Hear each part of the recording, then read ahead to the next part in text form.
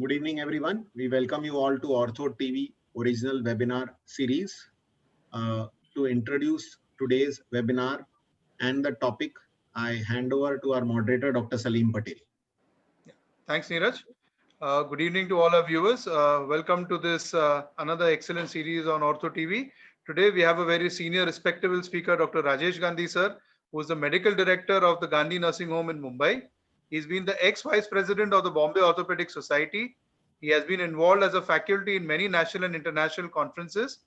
One of the founder associates of the JES Research Foundation, conducted multiple courses on the JES external fixator system, and also has attachments at the Ramakrishna Mission Hospital, Hinduja Khar Hospital, and the Bharatiya Arogya Nidhi Hospital. Now, I would hand over the session to Dr. Gandhi, sir, who is going to talk about a very interesting topic called as management of atypical fractures. Over to you, sir.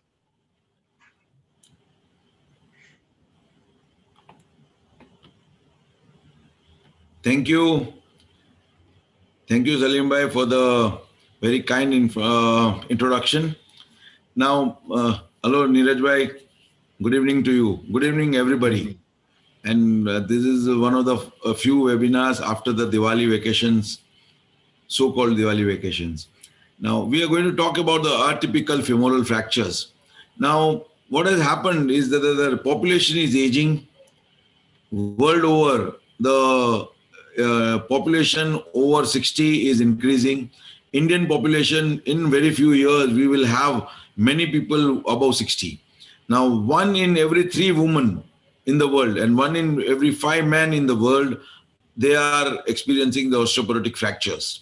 Now, osteoporosis is very rampant. It is the causes, common causes are aging population. The osteoporosis, because of the osteoporosis, you can treatment of with the bisphosphonates are going on, and a lot of people have anti-disruptive agents given to them, and they pose a newer problems and the challenges associated with the bisphosphonate therapy. So atypical fractures has its own set of problems. Now, American Society for the Bone Mineral Research has devised the criteria for diagnosing the atypical femoral fractures. They are divided into a major and a minor criteria.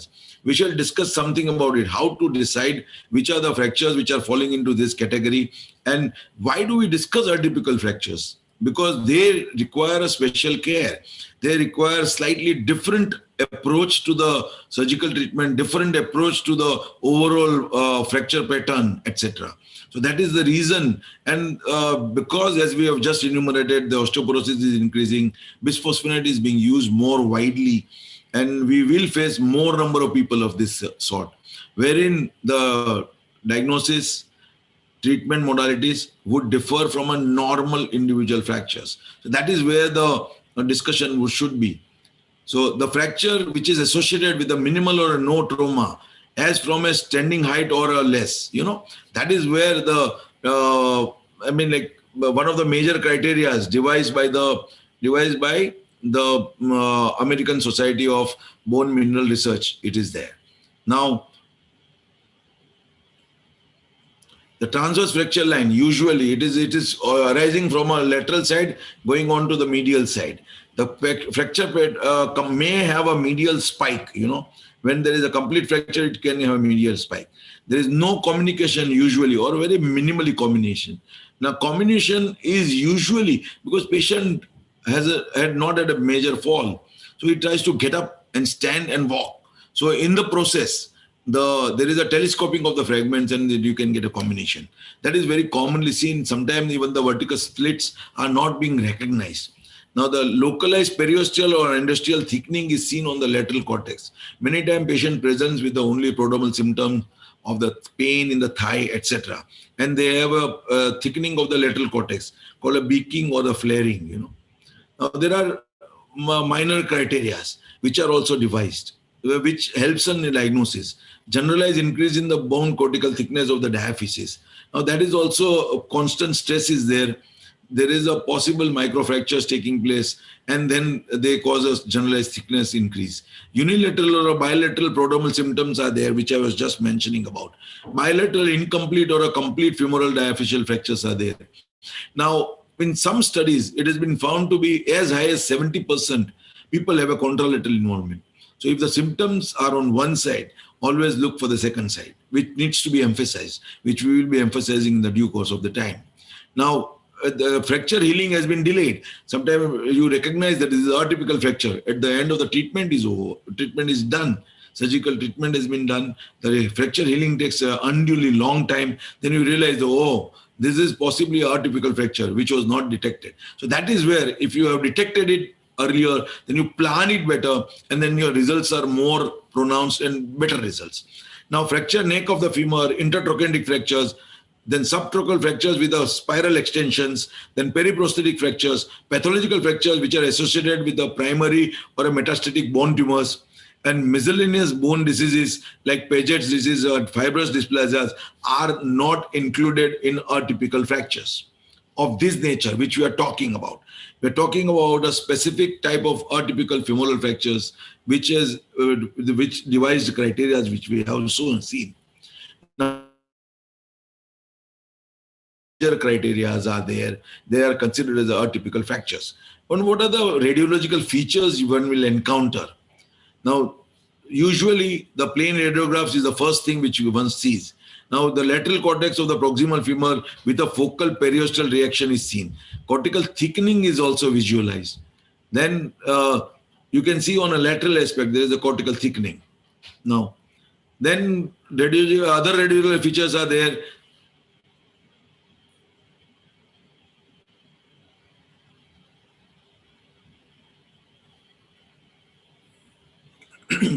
The fracture line is usually typically transverse. Sometimes it is oblique, where the degree of the obliquity is less than 30 degrees. And sometimes they can have a beaked appearance of one cortex. Now, this is what is a classical fractures, where there is a thickening of the cortex on the lateral side. There is a practically transverse, but there is a slight obliquity and spiking on the medial surface. Now, this particular type of fractures are not included. This is the one which is included. This is not included. Now, what do you see on a technetium bone scan? The increased osteoblastic activity is seen. The uptake is more in the lateral part of the proximal femur. This is the area where you have a increased uptake. This is and these areas. What do you find in MRI? It is usual. The pattern is usually following the insufficiency fracture pattern, where the fracture has the following pattern. The T1 shows the low signal fracture line and diffuse low marrow signals. The T2 and star images shows the low signal fracture line and diffuse high marrow signals. This is what it is seen like this.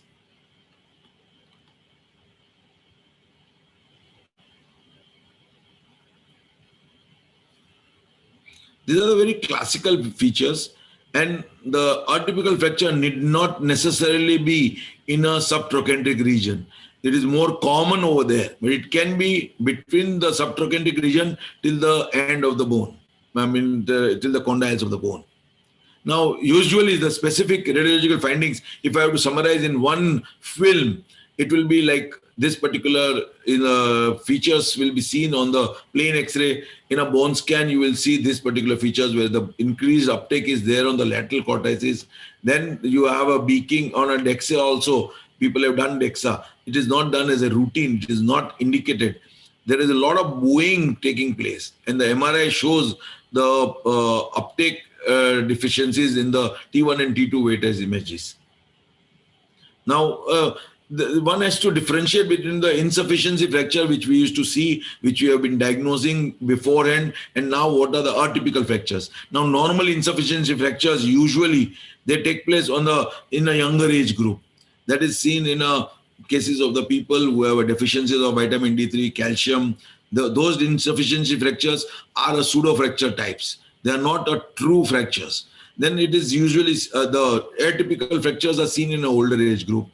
The atypical fractures are usually incomplete. They are never complete, more often than not. Atypical fractures are most likely complete. They are incomplete at times, but they are usually complete. Then insufficiency fracture is seen more usually on the medial cortex, whereas the atypical fractures are usually on the lateral cortex. Then the prodromal symptoms are present practically in all the patients. Now the same thing holds true when you have atypical fractures. Now the 70% of the people have a thigh or hip pain 2 to 3 months prior to the fractures. This is which has been noticed in many such studies. And when elderly patient comes with the thigh pains, always suspect atypical fracture. They may show initially a feature suggestive of insufficiency fractures. Do not neglect them. Explain them situation and take corrective measures, which we'll be discussing in a short time. Now, as we just mentioned about it, they are mostly incomplete, hardly ever complete fractures. More often, even if the atypical fractures, even to start with, they may be incomplete, but they become complete over the time.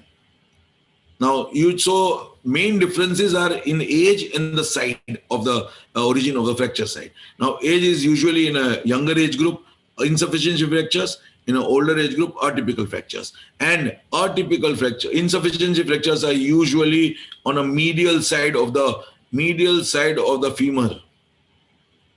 It is on a stressed side. It is on the medial side, and seen more commonly in people who have bowing. Whereas it is seen in the neck femur, it is seen in the subtroch region, etc. Whereas the atypical fractures are mainly seen on a lateral aspect. The thickening of the cortex, look at the beaking, the thickening, and patient complained of severe thigh pains. What is the role of a long-term use of bisphosphonates? Now, as we just mentioned, that there is a aging population, osteoporotic fractures are common. So what has happened is that the bisphosphonate usage has increased. Bisphosphonates were discovered way back in 1968, but more usage started in early 90s, where it was established that the bisphosphonates gives anti-disruptive measures are very effective in in treatment of a postmenopausal osteoporosis. That was a time where prior to that, lots of raloxifene or the estrogens and other hormones were given. Now, the safety profile bisphosphonates was considered as a very high, and the bisphosphonates were used as a gold standard for a treatment for the osteoporosis. So that was the time the usage has increased. Now, there is an association between the atypical bisphosphonate fractures and the bisphosphonate therapy. Now, it is little complex and somewhat controversial also. Now, bisphosphonate therapy appears to include the risk of atypical fractures with a greater risk associated with a longer duration of treatment and declining risk after the cessation of the treatment. Now, what does it mean? That once you stop the treatment with bisphosphonates, the risk factor of atypical fracture decreases dramatically. Now, the long-term usage of a bisphosphonates, few years back, there was no definition of a long-term, but American Society of a Bone Mineral research has defined the long-term usage of bisphosphonate as a greater than 3 years for the treatment of osteoporosis. 3 years of a continuous regular treatment, that is also there. If there are people who are defaulting on the treatment, then it is no more considered as a bisphosphonate, it is no more considered as a continuous therapy. Now, how does the bisphosphonate affect the fracture healing? Now, what has happened is that over the time, bisphosphonates was being used. In early part of the 2000, a lot of reports started coming in that the normal fractures which were not healing, which are taking longer time to heal, and the common factor was two. One, it was in the region of a subtrochanteric region. Their fracture patterns were similar. Second was that most of them were on a bisphosphonate therapy. So that is how the problems was, the suspicion arose that is the bisphosphonate which is the cause of it, or it is contributing to it, or it affects the fracture healing. Now, bisphosphonate on one side was given for the osteoporosis treatment, which was considered as the gold standard. So that is what the people started thinking the researchers have started thinking, and that is how does the bisphosphonate affect the fracture healing? That is what the questions arose.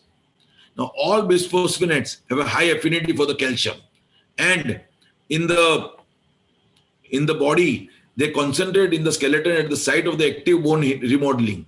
The bisphosphonates become embedded in new bone during the anabolic phase of remodeling by binding to the hydroxyapatite of the bone, where they remain inert. Now, what happens is that when the bone containing a bisphosphonate is resorbed, the bisphosphonates are released in the acidic lacuna, which is created by the osteocytes and are taken up by these cells. So whatever the net result is, the decrease in the osteoclastic bone resorption. That is what happens, and that is what is causing the problems.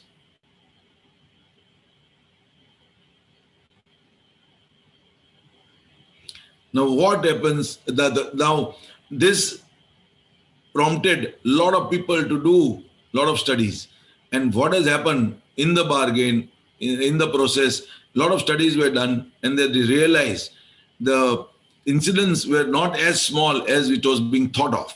So systemic review of the literature was done by a lot of people. Now, American College of Rheumatology conducted a systemic review, and the articles were published. Then the review was done, and it was found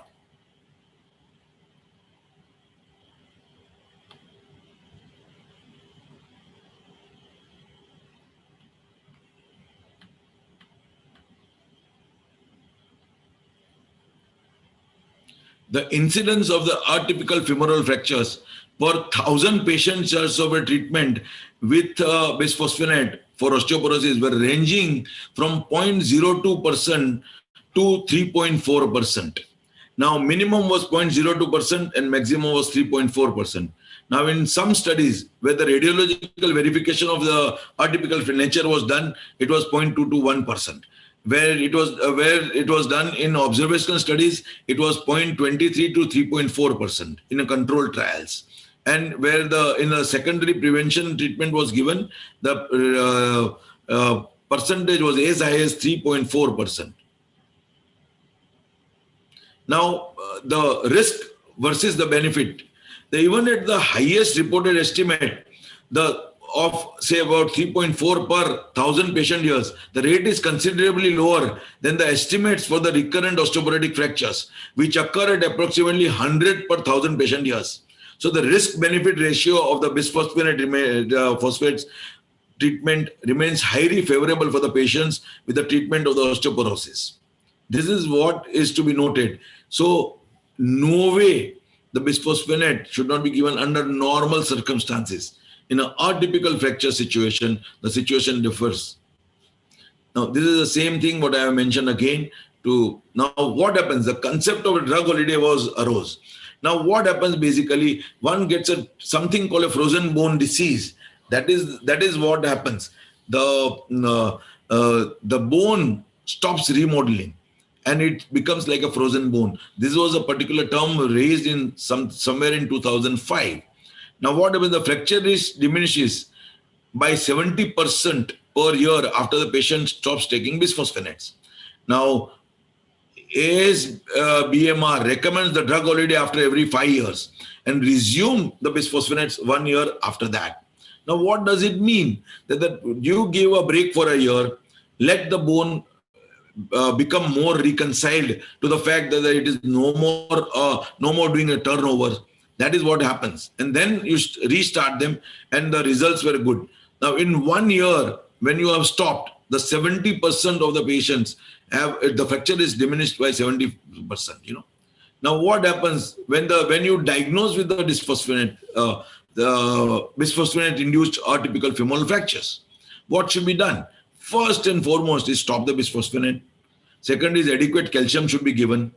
The adequate vitamin D3 level should be given. Now, I don't think we should be mentioning about the calcium has to be about 1,000 to 1,200 milligrams of calcium. Vitamin D3 level should be maintained above 30 nanograms. The teriparatide should be started as soon as possible. Now, there is some amount of a controversy regarding the rank ligand inhibitors to be started or not. Now, some studies are showing that bisphosphonate can be replaced with the denosumab. And but still, we'll have to wait for the further studies for because denosumab acts on a similar lines. They also act as anti-resorptive. So whether replacing one anti-resorptive with another anti-resorptive has a negative impact or not, only time will tell. A lot more research and a lot more studies are required for that. Teriparatide has been proven to be proactive agent, and it has been proven that it is going to help in a bisphosphonate-induced fractures. Now, surgical treatment options are there. People are that because the failure rates were there, because the resurgery rates were higher, it started thinking whether we are doing what we are doing is proper or not. Now, usually at that point of time, extramedullary plating was a standardized treatment. Now, intramedullary cephalomedullary nailing was also being done in a lot of patients. They were there. Then IM devices were acting as an internal splint. They found that the results were better in a people who had a intramedullary nailing. So internal splintage, they were providing the better stability and thus reducing the risk of implant fatigue fracture because they were taking longer time than the usual. So what should be done? Before we offer any surgery or before we do, full metabolic workup should be done. Contralateral sites should be always checked up. Now, what was done was a plating. Plating was done like this. The non-union rates were higher. The failure rates were higher. Delayed and non-union were higher. So not a preferred method. No doubt people have been using nailing, plating. They have been using with a good success rate.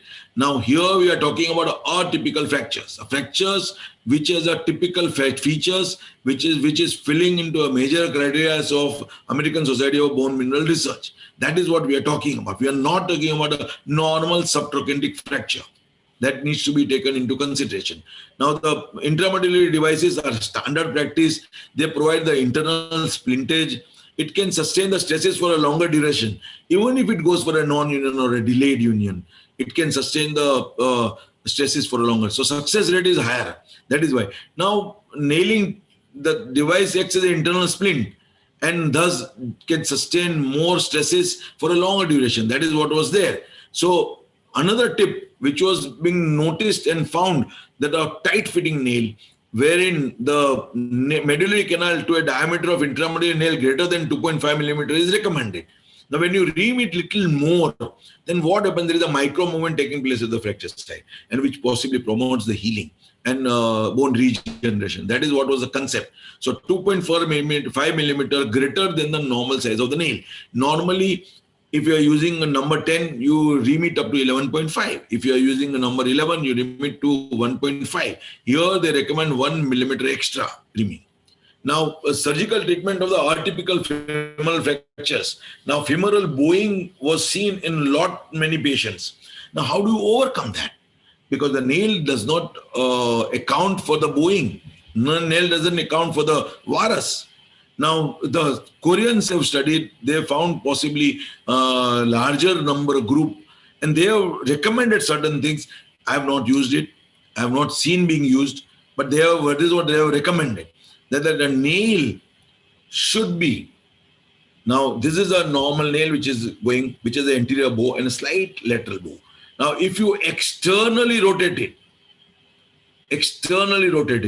now they have rotated right till the 90 degrees.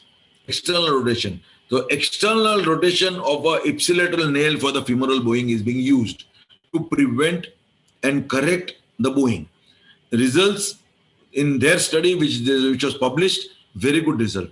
So it is worth trying, particularly to correct the bowing, to reorganize or redistribute the forces acting on a fracture site, etc. Now, one case study is just like to present it.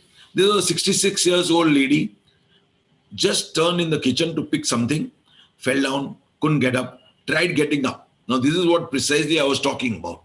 When they try getting up, the proximal fragment and the distal fragment, they go into each other. And there is possibly a splitting of the fragments, which was not recognized in a normal X-ray. Now, this particular patient, we did not recognize. So, patient was on a bisphosphonate therapy for many years, an uninterpreted bisphosphonate therapy, one of the very faithful patients. So what happens?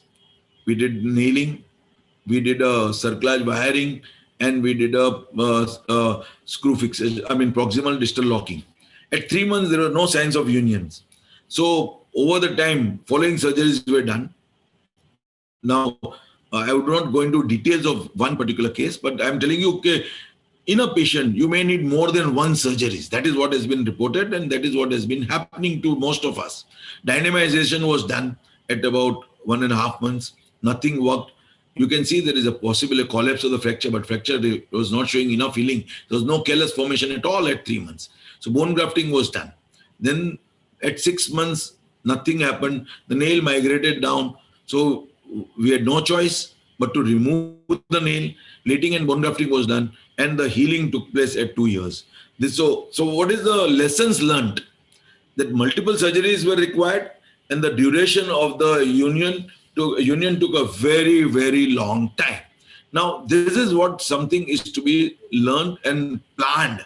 Now, if we had planned it before, possibly I'm talking about, we would have reduced the time, but we could not do it for obvious reasons. This was not possibly thought on day one. So always look for the atypical fracture, signs of the atypical fractures, and treat it accordingly. Now, what are the failures for? Now, operative outcomes and the risk factors for the failures. Now, it is when the study was done by the Geriatric Orthopedic Surgery and Rehabilitation, AO Trauma, the geriatric part, the International Geriatric Fracture Society. They had done the combined study. The follow-up was for 6 and 5 years. It was a retrospective study. They had studied the atypical fractures from 2 centers in a high-income region. A total of 56 patients with 66 fractures met their criteria. They had done. What they found, it was quite a revelation. The study was quite a revelation. What study suggested that there is an 18% failure rate after the surgical fixation of the atypical femoral fractures. Now, what is a failure? Failure is defined as either a reoperation or a non-union at 12 months. It is not defined as 3 months, 6 months. But if it continues, because the delayed union, right till about 6 to 9 months, is acceptable limit in a shaft femur in a subtrochanteric region. Now, if the reoperation or a non-union is at a 12 months, then it is considered as a failure. Now, those who had a good reduction, now these are another criteria which they found, that those who had a good reduction with a less than 4 millimeter of a maximum cortical displacement and less than 10 degrees of angulation had a significantly less reoperation or a non-union. So what does it mean? That reduce it anatomically. If the need be, do open reduction. One should have a very less threshold of open reduction. Now, no doubt the nailing, the first thing which is hammered is that it is a minimally invasive. I personally believe and feel that one should have a very less threshold for opening up, having an anatomical alignment, because when your contact is good, chances of union are higher. Even if the nail will give a better stability with a micro motion, and you will have a better chance of union in a stipulated period of time, even if it is a bisphosphonate induced fractures. So that is the way the things are. Angulation should be avoided under any circumstances. Now, management of the contralateral femur is also equally important. Now, one has to investigate our contralateral femur and see what are the types of fractures, if there is any, and whether there is any progression is expected. Now, if there is a lateral cortical thickness, then suspect that this is going to prolong, going to go into a atypical fracture. So explain whether it is an incomplete fracture or not, whether it is a symptomatic or not. If there is a symptoms, then obviously you have to treat it like a fracture. If there are without symptoms, then the problems arises. Then conservative treatment can be tried. Protracted weight bearing can be given. Teriparatide can be started. The bisphosphonate can be stopped. And SOS interventions. Assess regularly, 6 weekly assessment. And then if the necessary be, do the surgery. Now, what is the treatment algorithm? Now, in this particular type of fractures, it is not easy to define the line of treatment. I have tried to analyze it in a simplified manner. Now, if the fracture is incomplete, well, the treatment fracture is incomplete or a complete. Depending on that, one has to decide. Now, if the fracture is incomplete and if there is a pain, then one has to decide what is to be done. If in a complete fracture, when there is a pain or no pain, intermediary nailing is recommended. In an incomplete fracture, if there is no pain, nothing is to be done. If there is a pain, then one has to do the intermediary nailing. Now, if there is no pain, conservative treatment with a protracted weight bearing with teriparatide should be done. In an incomplete fracture, if the pain is there, then do the intermediary nailing. Now, what happens? You tried a conservative treatment, there is no pain. You have tried conservative treatment, you have given teriparatide, but the healing has not taken place. Then you have to think about doing nailing. Now, when you do the nailing, the union has to be seen. Progression of the union has to be seen, checked on a regular basis. Radiological evaluation has to be done. Now, most of the people will need teriparatide. Be it if they are progressing, still teriparatide. If they are not progressing, then revision surgery with teriparatide. Ultimate goal should be clinical and radiological union. So, in short, this is a full algorithm. Now, teriparatide is a thing which is to be given in practically almost all the patients. Now, clinical and radiological union is achieved. The revision surgery is required in large number of people. Large number, I don't mean the number wise. Now, the total number of one study, published study, had a revision surgery in the range of 3.2%, which is a decent number. 3.2 times, sorry.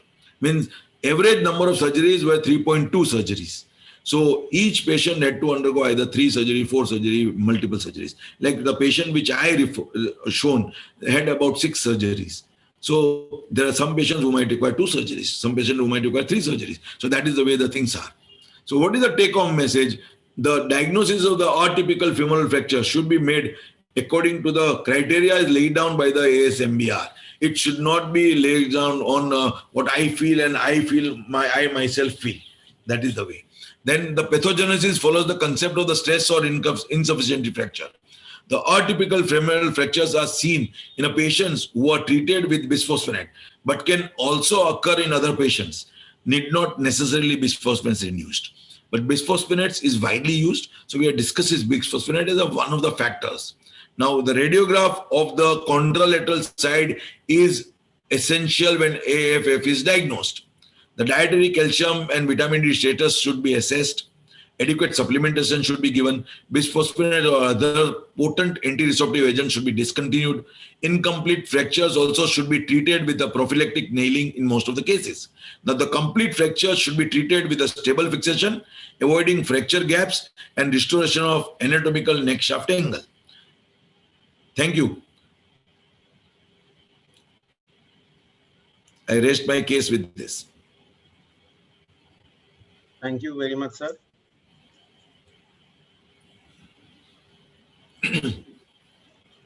Yeah, Neeraj, Salim, you want to start? Yeah, you can start, Neeraj. Yeah. So I want to ask you that if you, in your algorithm, which was very beautifully described, there was only one loophole which I found. Okay, if the patient does not have pain, why will they come to orthopedic surgeon and why will we take an X-ray? It is incidental finding. Okay. It is an incidental finding, and many a times they come with a backache or some other problem, and pelvis both if exercises are done, and then you find that there is an incidental finding or a contralateral side when we are checking. So it is applicable to the people where incidental finding is there or when it is checked for the contralateral side. So that is what it is. So it's a very good question, but it didn't occur to me. But but it is something of that sort, you know. Okay. And most of my career has basically, I'll just stop the screen share now first. Yeah, please. So it is a beautiful photograph. Oh. Most of my career is basically in practice that teriparatide has been available. And in the last 7-8 years, it has been popular. But Yes. your more Yes. than 50% of your career was without teriparatide, and you may Yes. still have seen Yes. those fractures. Yes. So is Yes. there difference in the healing? The teriparatide, does it really make a difference? It does make a difference. It does make a difference. There is no doubt about that. And it has been proven in many studies. Now, I did not mention about that for the simple reason that we are not talking about teriparatide, we are talking about the atypical fractures. Now, that is one part. Second part is that in a early part of my career, it was not recognized as a atypical fracture associated with the bisphosphonate. We were thinking that there is something in the subtrochanteric region. That time, the Engel blade plate, which I have described as one case, which was routinely used, and then Engel blade plates used to break. Then people have tried the DHS with a long plate, which I did use. 90-degree DHS was used. I have used plenty. In fact, I have it in stock also with me. The long 12-hole and 14-hole and 16-hole plates also, which was used for the lower end as well as for the upper end, both. So people have tried doing everything, and then bone grafting on day one was recommended at one point of time. So a lot of people were doing bone grafting, even though there was no combination. We were doing bone grafting on day one. So instead of doing multiple surgeries, you do multiple surgery on day one, and then try to minimize the chances of revision surgery. So that improved our the success rate. But the fact remains that we did not have that time teriparatide, and we were not aware that the bisphosphonate is causing this. So, and bisphosphonate at that point of time was given once in a day to start with. Then it came once in a week. Then today it is available as a once in a year. So like you have given 1 year, so you cannot stop it midway. You have to give other years. So the other year nahi denge, wo alag baat hai. But that time it was easy to stop because we were giving either daily or once in a week. This is, I'm talking about the early 90s when it was launched in India. There were only oral bisphosphonates available that time.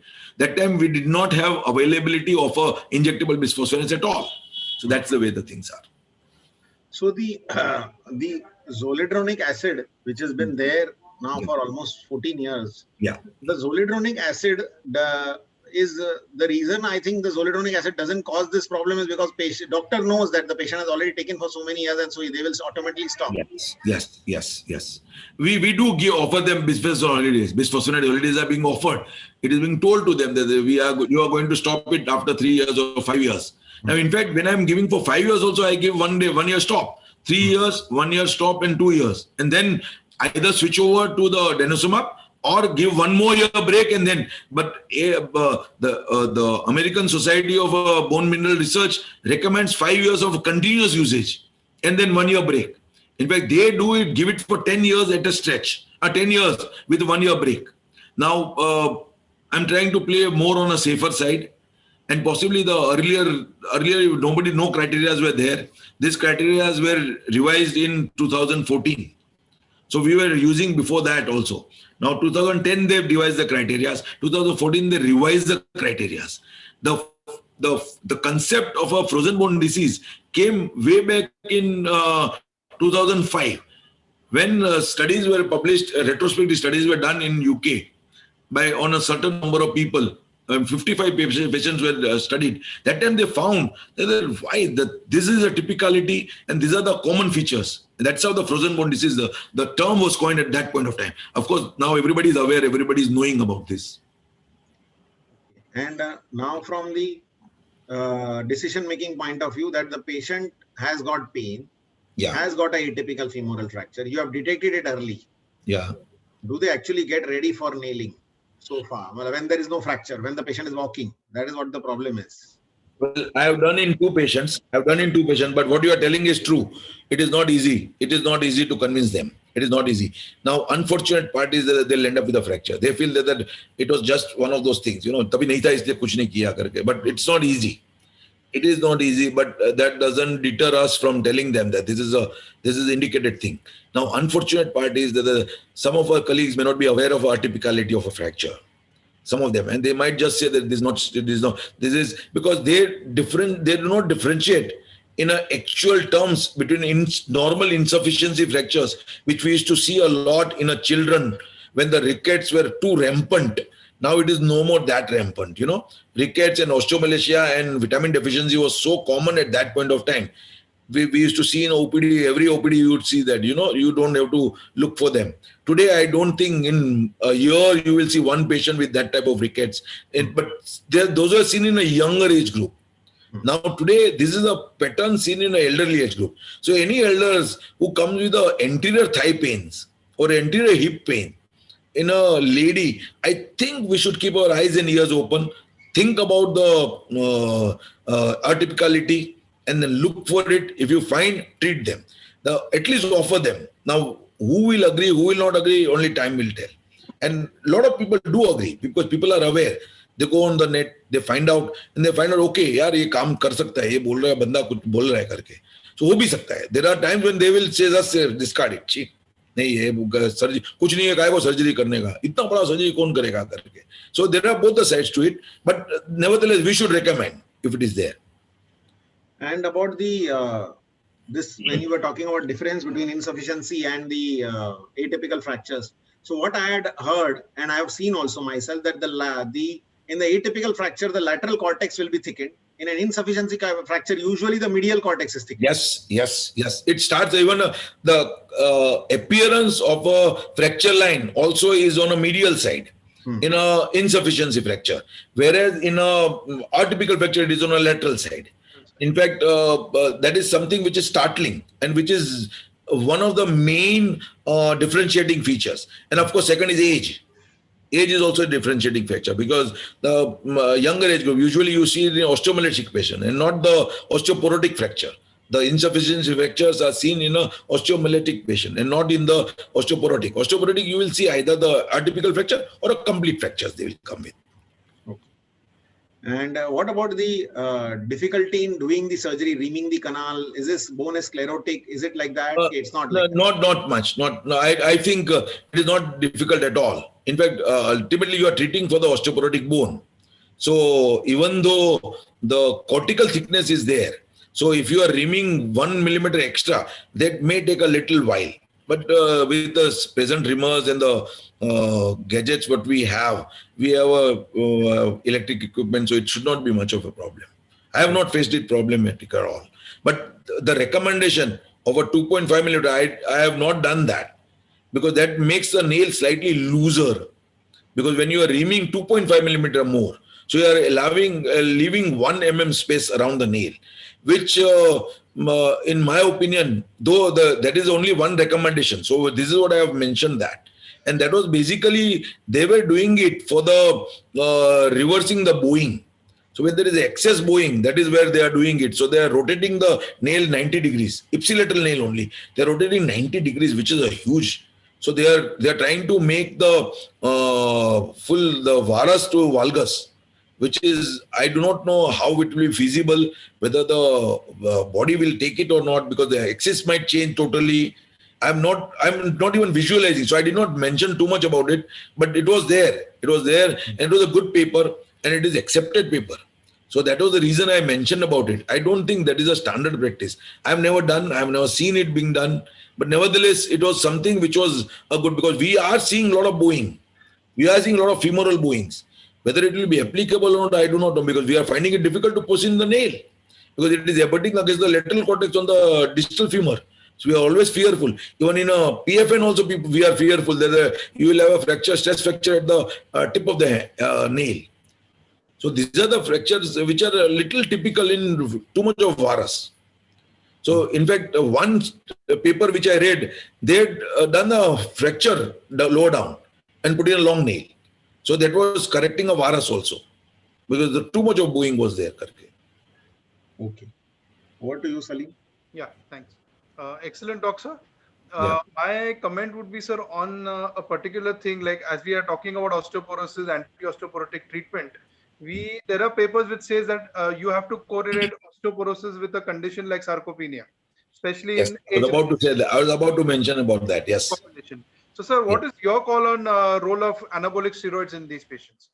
Well, at one point of time when bisphosphonates were not available, I am talking about when I started my practice, it was a standard practice to give anabolic steroids, vitamin D3 and calcium.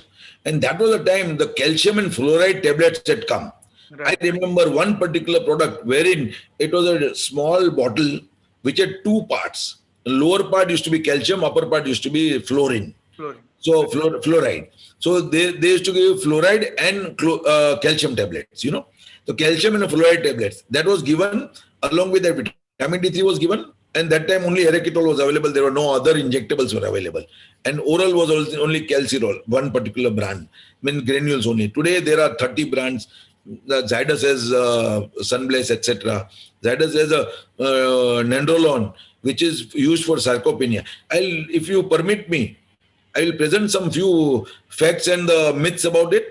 Sure, sir. It is about very short presentation, but I would like to present it. So because sarcopenia is a bigger cause than anything else, and that particularly when you have a opposite side involvement, when you are doing a protracted weight bearing.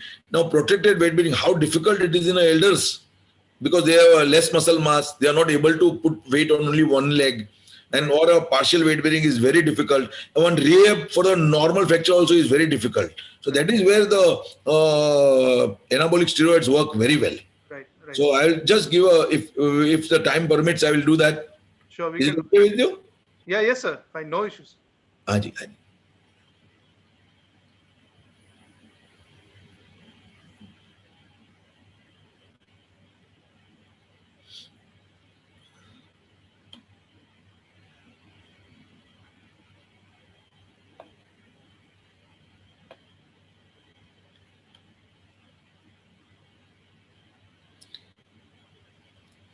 Now, Nandrolone decanoate. Now, it has been used for many years. I have used it for umpteen number of years. Since the time I was a student, we have been using it. Most of us have used it. Now, it is quite famous right now. More than the orthopedic surgeons, the physiotherapists use. More than the orthopedic surgeons, the sports specialists use. The people who are involved in the muscle building, they use it on their own. They don't even take advice of a doctor. Now, the Nandrolone decanoate is similar to corticosteroid. That is what is the myth, which is not. Now, Nandrolone, though it is considered as a steroid, it is not a normal steroid. It is basically an anabolic steroid, where the corticosteroid is a catabolic steroid. What happens when you are giving a Nandrolone, it increases the bone mineral, and whereas the corticosteroid decreases by doing a catabolic activity, it decreases the bone mass. So corticosteroid-induced osteoporosis is a well-known fact. It is a well-known entity, whereas Nandrolone increases the bone mass. Now, it increases not only the bone mass, it increases the body mass and muscle strength, which is extremely important, because sarcopenia has been established as an entity which is helpful in treatment of the in outcome of a treatment of osteoporosis, and in rehabilitation following any particular injury in elders. Now, Nandrolone decanoate can be given in diabetic patients. It cannot be given. That is what is the myth. Now, I am taking each point by point. Now, it is not normal. It is in a normal non-diabetic patients. Nandrolone doesn't hamper the glucose tolerance when used at a therapeutic dose. Now, it happens that the people take for developing the muscles in a younger age group, wherein they take dosage which are multiple times in the single dose. That is where it matters. That is where the problems arise. And that is where the sugar levels go haywire. That is what is not recommended. So it can improve in diabetic patients. In fact, it can improve the glucose tolerance if it is given in a therapeutic dosage. But if it is given in excess dosage, obviously it can have ultimately being a steroid, it can have an adverse effect. So it should be, glucose monitoring should be done at frequent intervals when you are giving for a long duration. If you are giving like what we used to give 2 or 3 doses, then it is not required at all, but it does increase the muscle mass and bone mass. So, and it may actually decrease the blood sugar levels, Now, myth is what? That it is not safe in cardiac patients. Now, it has been proven beyond doubt in a healthy man, when the cardiac function is not affected too much, then it is not significantly having any significant side effects. Now, it does not have any even impact on the lipid profile, or say triglycerides or cholesterol or lipoprotein levels. Now, no doubt, as usual with any drugs, we have to monitor the BP and lipid profile before initiating the therapy for a long duration, which is true with most of the drugs when we are giving in elder individuals, and treatment and after completion of the therapy with the Nandrolone more so that we are monitoring if the problems are there, we try to rectify them. but it does not have a direct impact. It does not have a cardiac toxicity as such. Now, it has high androgenic side effects. That is what. Now, please understand, it is an androgen. So it is going to have androgenic effects. But it doesn't have androgenic side effects like one is thinking about, It lacks the. Now, this is too much of a chemical jargon for the people. So I'm escaping that part, What I would suggest that with change in the structure, it has a very high anabolic androgenic ratio, which is a very important statement, high anabolic androgenic ratio. So androgenic side effects are lesser, but anabolic effect is more. That is what it means. So what is the anabolic effect? Is a lean body mass increases and the bone mineral density increases. And it has a sort of a effect wherein the hemoglobin synthesis also increases. The fair number of people who are on anabolic steroids, they have in fact increased hemoglobin levels. So which is a sort of I would say a good side effect or a good associated effects, and it leads to androgenic side effect to a very lower extent, very mild. See now, when you are giving androgens, now in a lady, it is counteractive, and then it can have a slight hair growth, but that happens otherwise also because of a lack of estrogen also. So they have now hirsutism is a known feature postmenopausal. Now some people who have a tendency to do that will have a possible. So if that can be considered as then, but it should not be in a recommended clinical dosage. It does not have a significant effect or a significant bearing. And once the treatment is stopped, it can be reversed in a very short while. So it is not something which is to be unduly worried about. It is a temporary phenomenon. 1, 2, it is reversible. And 3, most important thing is it is not directly related. It is overall markup of your I would say the estrogen, progesterone levels, and in a postmenopausal woman I'm talking about. That is what matters, slight side effects. Now, nandrolone leads to edema or water retention. Overall positive effect on the fat-free mass without expanding extracellular water in COPD patients. That has been proven. So it does not have a water retention activity like what steroids has. You give steroid, they have Cushingoid features. Sometimes before they develop Cushingoid features, they do develop a lot of water retention. That doesn't happen with the nandrolone. In a therapeutic, it doesn't happen. So does the nandrolone cause cancer? Now, there are no markers or the prostate cancer markers, tumor, they are not indicated. They are not increased. But when you have found accidentally that tumor markers are compromised, then it is better to avoid in those patients. And it, like particularly the prostatic cancers, then it is contraindicated in a patient who has cancer. Does it cause? I don't think so. There are no evidence to suggest that it is causing it. But if you have a patient who has a prostate cancer or who has a other form of cancers, then it is better to avoid them. That is what I. Excellent. In fact, we've covered most of the points related with this. And one more question, sir, about mobilization of these patients. Once you operate these atypical fractures, would you be a little hesitant to mobilize them early? Or like, what are the norms you follow? Usually, the normal norms which we are following, we do that. Like if they are able to, if they have a good tolerance and if they are able to walk with the support, then on a second or third day, we make them stand. Now, I'm little worried, like you, as you have pointed it out, I'm little worried. So in large number of people who are thin built, the muscle mass is not very big, then I delay the mobilization or weight bearing mobilization till about 3 weeks.